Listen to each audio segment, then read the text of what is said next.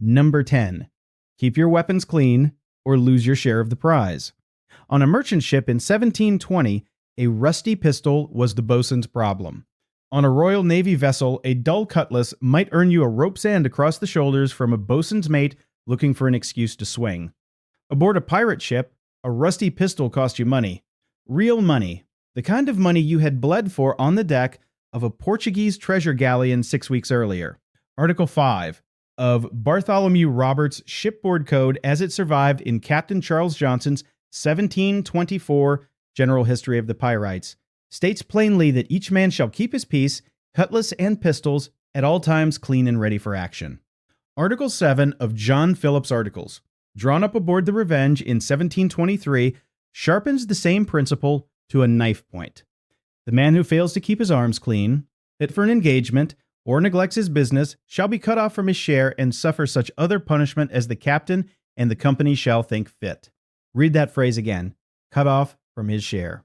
In a system where a common seaman on a British merchant ship earned perhaps 25 shillings a month and a single pirate prize could yield £1,000 to a single man, being cut off from your share was not a slap on the wrist. It was economic ruin. It was watching your shipmates walk into Bridgetown or Nassau with their pockets sagging while you carried nothing but the salt on your coat. Why did pirates care so much? Because a pirate ship's business model depended on speed. The Jolly Roger went up as a threat. Most merchant captains struck their colors the moment they saw it precisely because they knew the pirates behind it were disciplined armed and would board in seconds. If a pirate boarded a resistant ship with a fouled flintlock, the pistol misfired, he died, and the boarding party lost momentum. One dead pirate at the rail could turn a peaceful surrender into a bloody 40-minute fight over 3 barrels of sugar and a chest of Bibles. Clean weapons meant fast boardings. Fast boardings meant fewer pirate deaths. Fewer pirate deaths meant fatter shares. Every man on the ship had a direct financial interest in the state of every other man's weapons, and the code enforced that interest with the only threat that carried real weight, the threat of a docked share. Compare this to the Royal Navy. FYI, the 1749 Articles of War, which superseded the 1661 originals, listed the death penalty for over a dozen offenses, including cowardice, sleeping on watch, and correspondence with an enemy. Rusty weapons were, by contrast, a matter of ship's discipline handled by the bosun with a rattan cane. There was no financial penalty because Royal Navy sailors were not shareholders. They were wage earners who received their pay months or years late and often had it withheld entirely if the ship was decommissioned before the paymaster arrived. The pirate had skin in the game, the naval sailor did not. And the pirate paid the price of neglect in the currency that hurt the most, silver. Bartholomew Roberts understood something the Admiralty did not. When a man's weapon is also his wage, he will polish it until it shines like a mirror. Number 9, Moses' Law. 40 stripes lacking 1 for striking a shipmate. In the summer of 1723, a former ship's carpenter named John Phillips seized a schooner off the coast of Newfoundland and turned pirate. He and 4 accomplices, having no Bible aboard, swore their oath upon a hatchet. Then, in the words of Captain Charles Johnson, one of them writ out the following articles. 9 articles in total. Only 4 complete sets of pirate articles have survived from the Golden Age. Phillips' Code is one of them, and it contains one of the most striking sentences in the entire body of pirate law. That man that shall strike another, whilst these articles are in force, shall receive Moses' Law, that is, 40 stripes, lacking 1, on the bare back. Moses' Law. The number comes straight out of the book of Deuteronomy, chapter 25, verse 3, which sets the maximum punishment for a Hebrew wrongdoer at 40 stripes. Rabbinical tradition rounded down to 39 to guarantee the law was never accidentally exceeded. 18th century mariners knew their scripture, and Phillips's articles quote it with grim precision. What did 39 lashes actually mean on the deck of a wooden ship? It meant a cat, 9 tails, or a coiled rope's end, striking bare skin 39 times applied by a man who had likely been drinking in front of a crew who had likely been drinking on a rolling deck under a Caribbean sun. Skin split within the first 10 strokes. By 20, the back was raw meat. By 39, men were sometimes unconscious, and in the worst cases, the ship's surgeon had to salt the wounds to prevent infection. Salt, in this case, being literal sea salt scrubbed into open flesh. Men died from 39 lashes. More often, they survived, but never quite the same. Now, here is where the pirate code diverges violently from the naval code. In the Royal Navy of the same era, a captain could order a flogging on his own authority for almost any offense. There was no ceiling. A cruel captain could order 500 lashes applied, 100 at a time, on separate days to let the back partially heal between sessions. This was known as flogging round the fleet, and it was effectively a death sentence delivered in installments. A pirate captain could not do this. The code fixed the number at 39. No more, no less. Applied only for the specific offense of striking a shipmate while the articles were in force. The quartermaster, not the captain, oversaw the punishment, and the crew, not the officer class, had approved the article in the first place. In other words, a pirate crew wrote a limit into the law that the world's most powerful navy would not seriously entertain until the 1860s. Why cap the lash at 39? Because pirates knew what naval officers pretended not to know. Unlimited punishment breeds mutiny. If the man being flogged today believes he might be flogged again tomorrow for no reason, and the man watching believes he will be next, then the ship becomes a powder keg. The code protected the crew from their own captain by taking the punishment out of his hands and placing it under the law they had all sworn to. Moses' law was not merciful. It was calibrated. It hurt enough to deter a thrown punch during a game of dice. It stopped short of killing a productive shipmate the crew still needed for the next boarding. It was, in its brutal way, a masterpiece of applied labor management. Phillips would not live long enough to see his code judged by history. On the 17th of April, 1724, a group of forced pirates aboard the Revenge mutinied against him, killed him with an axe, pickled his head in a barrel, and delivered it to the authorities in Boston. His articles survived because the mutineers turned them over as evidence, and so the strictest work-related discipline code of its era entered the historical record through the very act of its violation. Number 8. Duels go ashore and never aboard the ship. 2 men have been drinking. They are pirates, which is a longer way of saying they are heavily armed sailors with unresolved anger management issues, freshly paid, and unsupervised by any civilian authority within 400 miles. One of them has accused the other of shorting him a Spanish coin in the last division of plunder. Voices rise, insults follow, a knife appears. On a Royal Navy warship, this scene ends one of 2 ways. Either the boatswain's mate breaks it up with a belaying pin and both men are flogged in the morning, or one sailor kills the other and hangs from the yardarm by sundown. Aboard a pirate ship, however, the code takes over. Article 8 of Bartholomew Roberts' Code and near-identical clauses in Edward Lowe's and George Lowther's shared articles prohibits any striking, quarreling, or fighting on board on pain of a specific and dramatic procedure. None shall strike another on board the ship, but every man's quarrel shall be ended on shore by sword or pistol in this manner. The quartermaster of the ship, when the parties will not come to any reconciliation, accompanies them on shore with what assistance he thinks proper, and turns the disputants back to back at so many paces distance. At the word of command, they turn and fire immediately. If both miss, they come to their cutlasses, and he is declared the victor who draws the first blood. Read what the code actually did. It removed the fight from the confined space of the ship, where a wild pistol ball could kill a bystander or spark a fire in the powder room. It required both parties to sober up during the row ashore.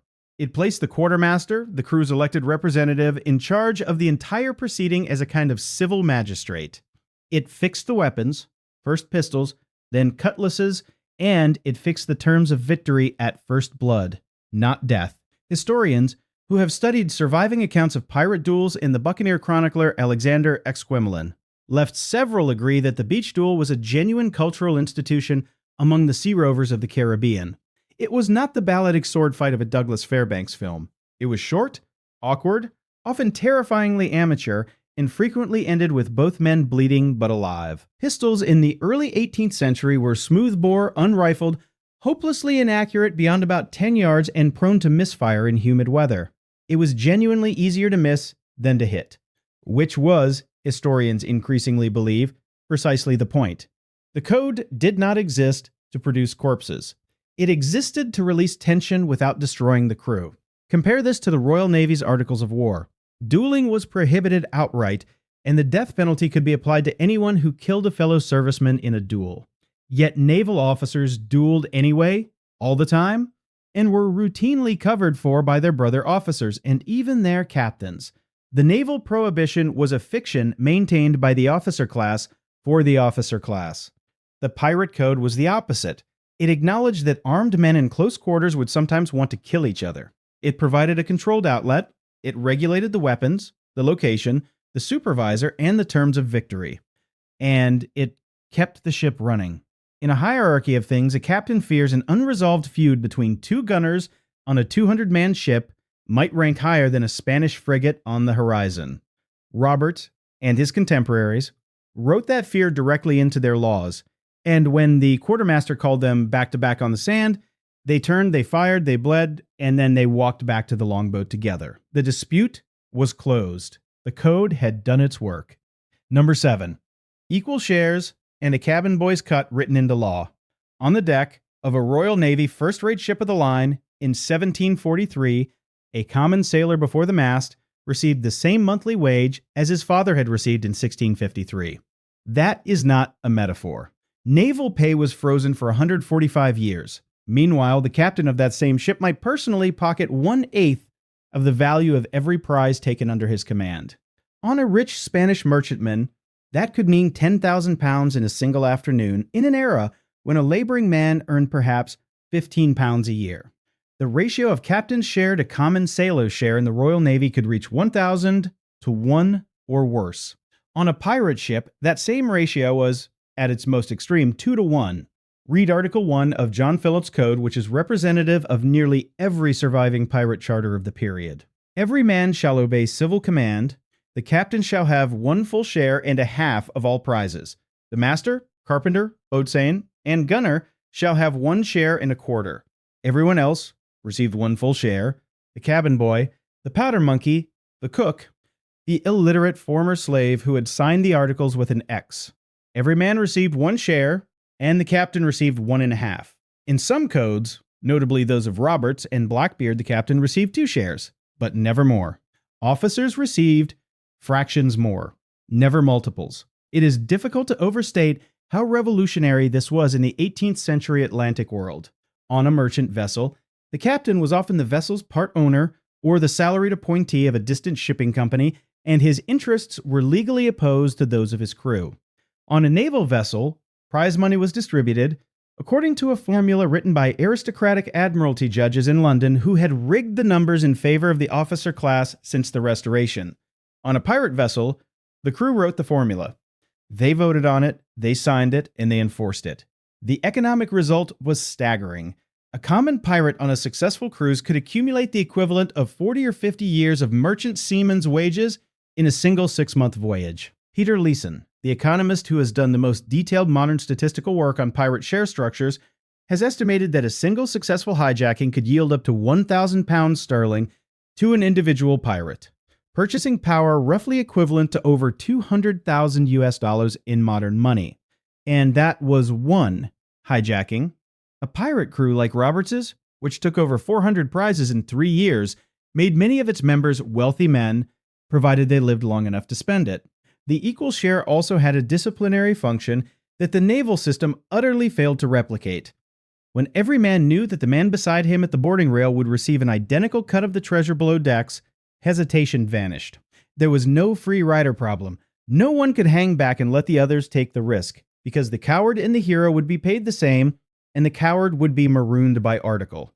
Naval officers looking for a class-based explanation of pirate success entirely missed this. It was not brute violence that made pirate crews terrifying, it was economic incentive alignment. Every man boarded because every man was paid to board, and when the boarding was over, the shares were counted out on the deck in front of everyone so that no dispute could later arise. The pirate ship was, in this specific and limited sense, the most economically equal working environment in the Atlantic world of its day, and the surviving articles prove it in ink. Number 6. 1 man, 1 vote. Captains elected and captains deposed. On the morning of the 17th of June, 1719, a pirate named Howell Davis was killed in an ambush ashore on the Portuguese island of Principe. He had been the captain of a pirate crew, including a Welsh navigator named Bartholomew Roberts, a man who had been forcibly conscripted from a slave ship only 6 weeks earlier, and who, by his own later account, had never wanted to be a pirate at all. What happened next says everything about the pirate constitution. The crew held an election. They elected Bartholomew Roberts, a man of 6 weeks pirate service, to be their captain. Roberts accepted with a line that has echoed through pirate history ever since. "Since I have dipped my hands in muddy water and must be a pirate, it is better being a commander than a common man." He was 37 years old. He was Welsh. He had joined a slave ship as a third mate. And now, on the strength of a single vote among armed criminals off the west coast of Africa, he was in command of the Royal Rover and would go on to take more prize ships than any other Golden Age pirate in history. The pirate captain, unlike the naval captain, was not appointed by any distant authority. He was elected by his crew, and he could be removed by the same vote that had installed him. Article 1 of nearly every surviving pirate code confirms this in different words. Every man has a vote in affairs of moment. Every man has an equal title to the fresh provisions. Every man's voice matters when the ship is not in combat. Only in battle did the captain hold absolute power. Only in the moment of decision, when a Spanish frigate had opened fire, and 15 minutes would decide whether the crew were rich or dead, did the captain command with no debate. The moment the battle ended, so did his dictatorship. He returned to being one vote among many. Governance in 18th century piracy has been studied in extraordinary detail by modern historians and economists, and the picture that emerges is startling. Pirates operated a functional democracy with a written constitution, elected officers, separation of powers, and judicial review, before any European state on land had done the same. Their quartermaster, elected separately from the captain, served as a kind of prime minister, distributing plunder, arbitrating disputes, executing punishment, and, crucially, holding a check on the captain's authority. One contemporary observer, quoting, "A pirate captain wrote that the captain can undertake nothing which the quartermaster does not approve." It was a genuine dual executive, and it worked. Cowardly captains were deposed. Cruel captains were deposed. Captains who lost too many battles were deposed. Captains who were too generous to prisoners were sometimes deposed.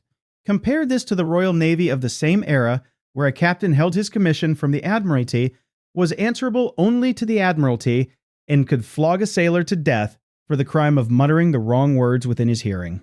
The naval captain was on his own quarterdeck, closer to an absolute monarch than any king in Christendom. The pirate captain was closer to a modern elected mayor. This was, incidentally, one of the reasons the 18th century state fought so hard to hang every pirate it could catch. The pirate ship was not simply a criminal enterprise. It was a live demonstration that ordinary sailors could govern themselves better than their so-called betters could govern them. That was a threat no empire could tolerate. So the empires suppressed it ruthlessly, and the crews that had voted their own captains in and out for a generation were eventually hunted down in the coves of Madagascar and the swamps of the Carolinas and hanged on gibbets that were left standing for years as warnings. But the code they had written did not die with them. It survives in 4 complete manuscripts and dozens of fragments. And it still reads, 300 years later, like a Bill of Rights. Number 5. Injury compensation from the Common Fund, workers' comp a century early. Alexandre Esquemlin was a French surgeon who sailed with Henry Morgan and other buccaneers in the Caribbean during the 1660s and 1670s. He was probably born in Honfleur, probably Huguenot, and definitely knew his business.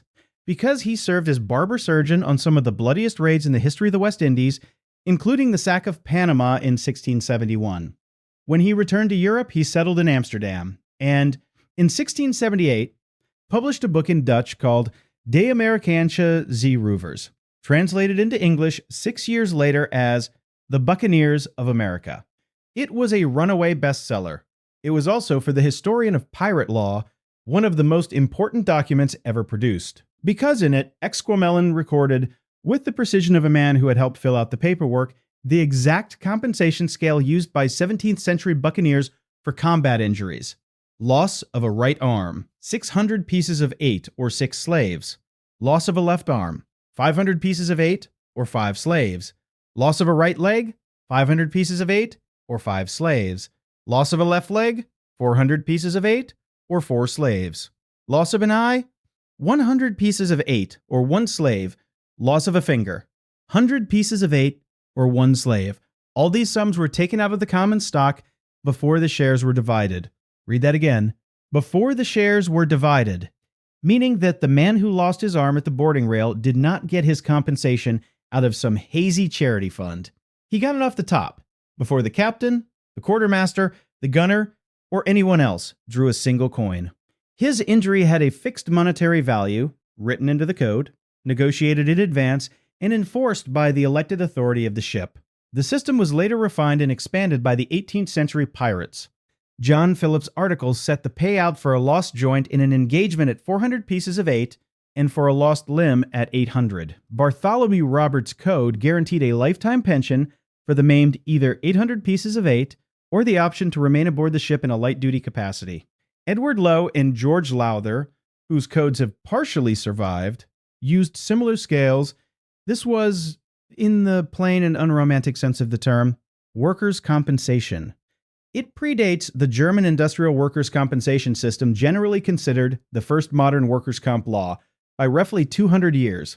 It predates the British Employers' Liability Act by nearly 2 centuries.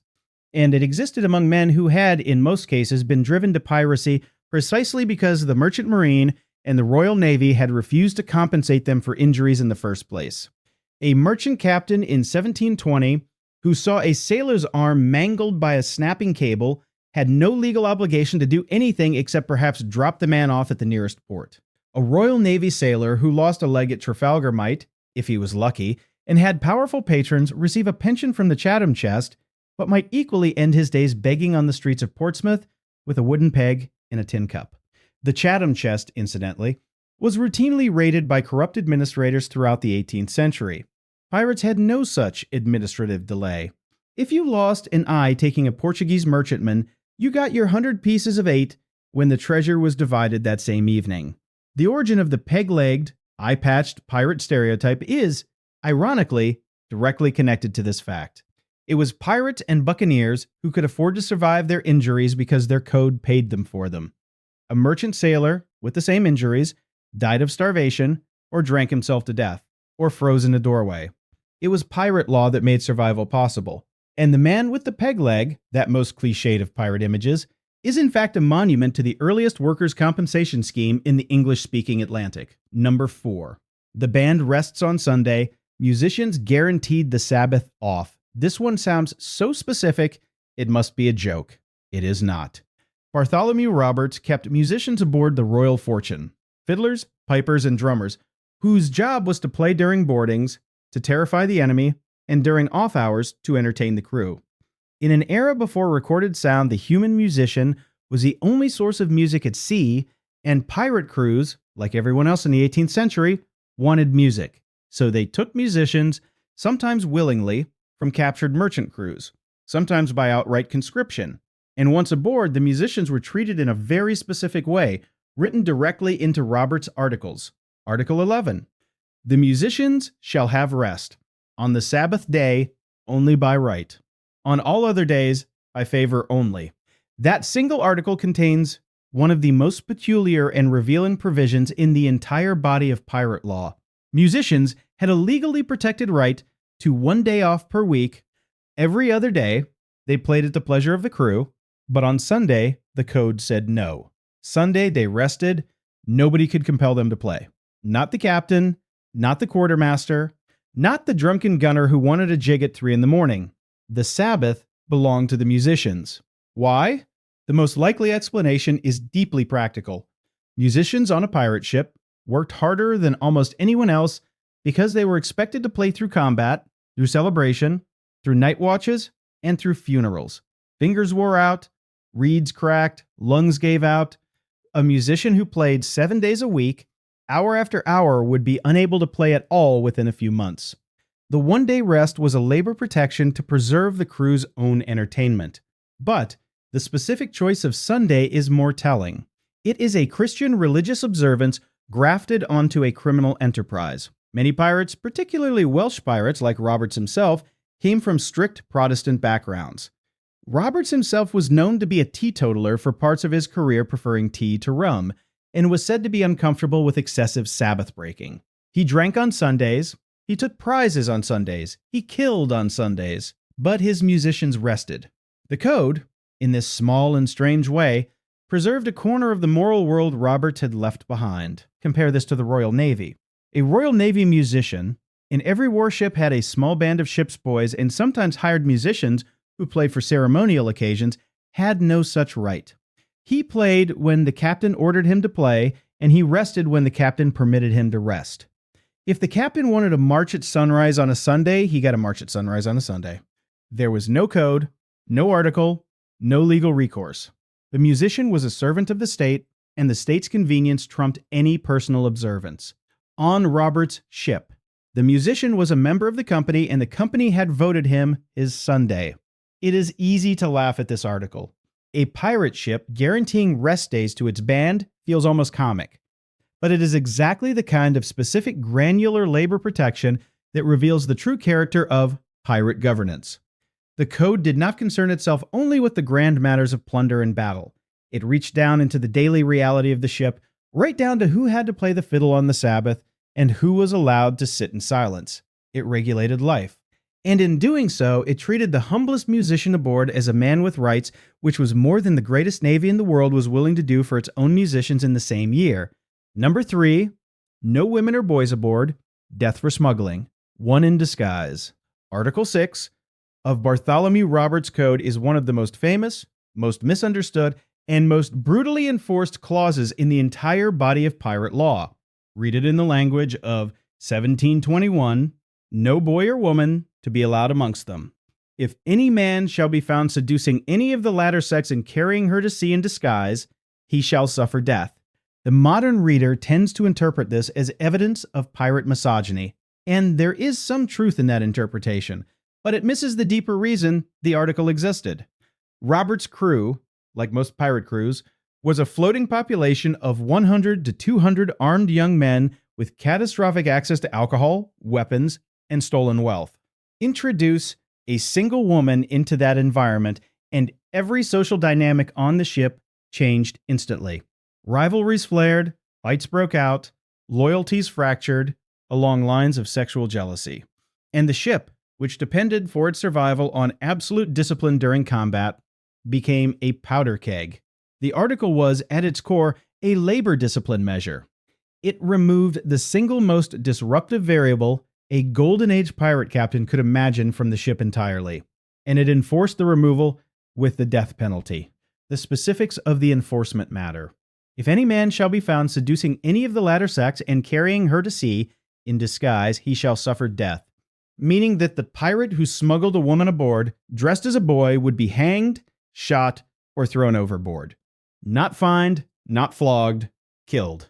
Compare this to the Royal Navy. Naval regulations forbade women aboard warships in principle, but in practice, wives and prostitutes were routinely brought aboard while ships were in port, and some captains allowed unofficial wives to sail with the ship for entire voyages. The famous phrase, son of a gun, originates from the naval practice of allowing women to give birth aboard warships between the guns on the lower deck. The naval regulation was like the naval regulation against dueling, a fiction. The pirate article was not a fiction. It was enforced with hemp and lead. And the pirates knew it was enforced because they were the ones who did the enforcing. The article about boys is more delicate to interpret, and modern historians disagree about its precise meaning. Some read it as a straightforward prohibition on the presence of young boys aboard, aimed at protecting them from the abuse that was documented on many Royal Navy ships. Others read it as a broader prohibition on any relationship, sexual or otherwise, that would introduce dependency and hierarchy of the wrong kind aboard. The Royal Navy of the era used ship's boys as young as 8 or 9 for a variety of duties, and the abuse of these boys by officers is one of the darker documented aspects of naval life in the Age of Sail. The pirate article, whether by intent or by side effect, removed that entire category of victim from the ship. There were no ship's boys. There were only articles signing shareholders, and any man who tried to smuggle one aboard in disguise faced death. The famous exceptions, Anne Bonny and Mary Read, who sailed with Calico Jack Rackham in 1720 and were captured with him off Jamaica, are the exceptions that prove the rule. Bonny and Read did not sail with Rackham as women. They sailed as men in men's clothing until their sex was discovered in combat. And Rackham did not survive the discovery for long. He was hanged in Port Royal on the 18th of November, 1720. Bonny reportedly told him at their last meeting in his cell that she was sorry to see him there, but that if he had fought like a man, he need not have been hanged like a dog. The code did not just forbid women aboard. It also, in the end, judged the men who broke the code and even the women who broke it with them. Number 2, no gambling for money. Dice and cards banned outright. Consider the setting. 150 pirates aboard a captured merchantman having just taken 20,000 pieces of 8 from a Portuguese slaver off the coast of Brazil. It is night. The rum is flowing. Somewhere below decks, a man produces a pair of dice. Within an hour, half the crew has staked their share of the plunder on a game they will not remember tomorrow. By morning, 5 men are drunk and rich. 145 men are hungover and broke. The rich men refuse to sail. The broke men refuse to sail with the rich men. The captain has a mutiny on his hands, and he has not even weighed anchor. This scenario played out often enough on pirate ships that Bartholomew Roberts wrote it directly into his articles as a permanent prohibition. Article 4. No person to game at cards or dice for money, not restricted, not regulated, not permitted with a limit, banned outright. It is impossible to overstate how radical this was in the 18th century Atlantic world. Gambling was the universal recreation of the sailor. It was played on every merchant ship, every warship, every fishing boat from the Grand Banks to the Bay of Bengal. Royal Navy captains routinely tolerated it, provided the stakes were small enough not to cause fights. Merchant captains ignored it entirely. Pirate captains, uniquely, banned it. Why? Because pirate captains had done the math. A pirate ship was, in the language of the code, a joint venture. Every man was a shareholder. The shares had been laboriously calculated after every prize, argued over, counted out in front of the whole crew, and distributed with a precision that would have shamed a London counting house. To have half the crew lose their shares in a single night at the dice table was to unravel the entire economic logic of the ship, and once the shares were unraveled, the incentive alignment was gone. The rich men who had won had no reason to fight in the next boarding. The broke men who had lost had every reason to mutiny. So the code banned gambling for money. Note the phrase, for money. Card games and dice games, as social entertainment, were not forbidden. Pirates could play whist for the pleasure of the game, and they did. They could roll dice for a laugh. What they could not do was stake real money, real silver, real shares. The moment the wager crossed into wealth, it crossed into the territory the code forbade.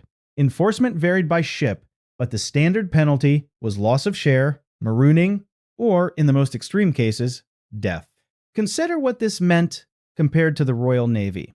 In the Royal Navy of the 18th century, gambling debts among sailors were a routine cause of shipboard violence, mutiny, and desertion. The Admiralty periodically issued orders discouraging gambling, and the orders were universally ignored. There was no financial mechanism to make the ban stick because the sailors were paid so poorly that the small stakes of their gambling seemed inconsequential to the officers. On a pirate ship, the stakes were never small. A single dice game could redistribute hundreds of pounds in a single evening. So the code took the game off the table entirely. The article is worth pausing on because it captures something specific about the pirate constitutional mind. Pirates were, for men widely portrayed as chaotic drunks, remarkable planners, they thought in terms of systems. They understood that individual liberty had to be balanced against collective survival, and that certain seemingly innocent freedoms, like the right to gamble your own share, threatened the collective enterprise so completely that they had to be surrendered. This is, in its way, the earliest recorded example in the English-speaking world of workers voluntarily agreeing to restrict their own recreational freedoms in the interests of their shared economic enterprise. It is a labor union with cutlasses, and it was, in its narrow but real way, stricter than anything a Royal Navy captain would have dared to impose. Because the pirates had voted for it themselves, and any man who violated it was not violating the will of a distant admiral, but the will of every shipmate who had signed the articles beside him. Nothing enforces a rule quite like the personal signature of the man standing behind you with a cutlass. Number 1. Lights out at 8 o'clock. Drinking after hours moved to the open deck. This is the article that most consistently shocks the modern reader because it violates every stereotype we have about pirate life. Read it in the exact language of Bartholomew Roberts' code, as recorded by Charles Johnson in 1724. The lights and candles should be put out at 8 at night, and if any of the crew desire to drink after that hour, they shall sit upon the open deck without lights, lights out at 8, in the evening, curfew on a pirate ship. If you have absorbed even a small fraction of the popular image of pirates as roaring, rum-drenched anarchists who partied until dawn and slept it off until noon, this article should stop you in your tracks. It is stricter than the curfew on most Royal Navy warships of the same era, where lights were generally extinguished at 9 or 10 p.m., depending on the watch and the captain's discretion. It is stricter than the rules of many merchant vessels, where oil lamps burned in the master's cabin well into the night. It is stricter than the discipline in most military barracks ashore in the 18th century, and it was enforced. Why 8 p.m.? The answer is deeply practical, and it takes us into the physical reality of the wooden ship in a way the movies never quite manage. A wooden ship is a fire hazard the moment it leaves harbor. The hull is tarred pine, seasoned oak, and hemp rope. The rigging is tarred hemp. The cargo holds contain gunpowder in wooden barrels, brandy in wooden barrels, sailcloth, tar, oil, and often stolen cargoes of pitch or turpentine bound for European shipyards. A single spark in the wrong place could turn a 200-ton ship into a floating torch within 10 minutes, and the crew's only options were to drown or burn.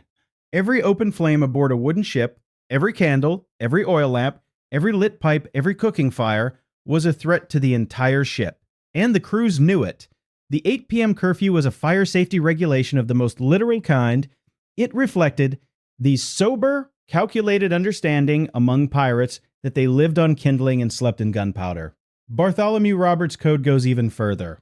Article 4, in the same section that bans gambling, adds that no smoking of tobacco in the hold shall be permitted without a cap on the pipe. John Phillips' articles echo this precisely, forbidding a man to snap his arms or smoke tobacco in the hold without a cap to his pipe, or carry a candle lighted without a lantern, on pain of Moses' law, the 39 lashes, for carrying an uncovered candle below decks.